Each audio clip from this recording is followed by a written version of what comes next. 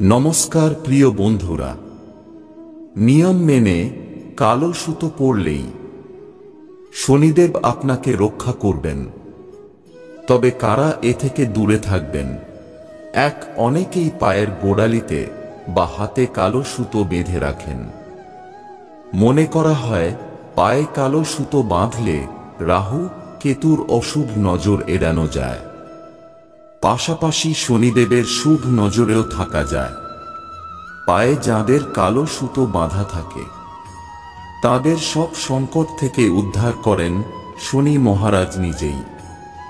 কিন্তু এই সুতো বাঁধার কিছু নিয়ম রয়েছে। 2. কালো হলো শনির প্রিয় রং, তাই পায়ে কালো সুতো যাঁরা বেঁধে রাখেন তাদের উপর তুষ্ট হন শনিদেব। শাস্ত্র বলছে শরীরের একটি অঙ্গে একজন দেবতার বাস। পায়ে বাস করেন শনিদেব। পায়ে কালো সুতো বেঁধে রাখলে সেই কারণে সব নেগেটিভ এনার্জি দূরে থাকে। 3. যারা পায়ে কালো সুতো বেঁধে রাখেন কোনো খারাপ নজর তাদের কোনো ক্ষতি করতে পারে না, এমনটাই মনে করা হয়। সেই কারণে ছোট শিশুদের বিশেষ করে পায়ে কালো সুতো বেঁধে রাখা হয়। 4. মনে করা হয় পায়ে কালো সুতো বাঁধা থাকলে শনির দশা, সাড়ে সাতি এবং ধাইয়ার ক্ষতিকর প্রভাব কমানো যায়। পাশাপাশি কালো সুতোর প্রভাবে 2 ছায়া গ্রহ রাহু ও কেতুর ক্ষতিকর প্রভাবও কমে। এর ফলে আর্থিক চাপও কাটিয়ে ওঠা সম্ভব হয় বলে মনে করা হয়। কিন্তু এই সুতো বাঁধার নিয়মগুলো কি কি? 5. পায়ে কালো সুতো কেবলমাত্র মঙ্গলবার ও শনিবারেই বাঁধা উচিত।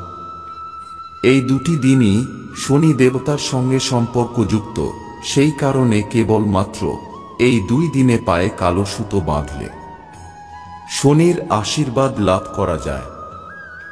এর ফলে গ্রহরাজের কৃপায় সুখা, শান্তি এবং সমৃদ্ধি আসে। 6. পুরুষ এবং নারীদের আলাদা আলাদা পায়ে সুতো বাঁধা উচিত। পুরুষদের ডান পায়ে কালো সুতো বাঁধা উচিত এবং মহিলারা বাঁ পায়ের গোড়ালিতে কালো সুতো বাঁধতে পারেন। এর ফলে অশুভ প্রভাব দূর হয়ে জীবনে ফিরবে সুখ ও শান্তি। 7. তবে একটা কথা মনে রাখা দরকারি, মেষ ও বৃশ্চিক রাশির জাতকরা ভুলেও পায়ে কালো সুতো বাঁধবেন না। এই 2 রাশির অধিপতি হলেন মঙ্গলদেব। তিনি কালো রং পছন্দ করেন না, তাই এই 2 রাশির জাতকরা পায়ে কালো সুতো বাঁধলে মঙ্গলের রোষের মুখে পড়তে পারেন।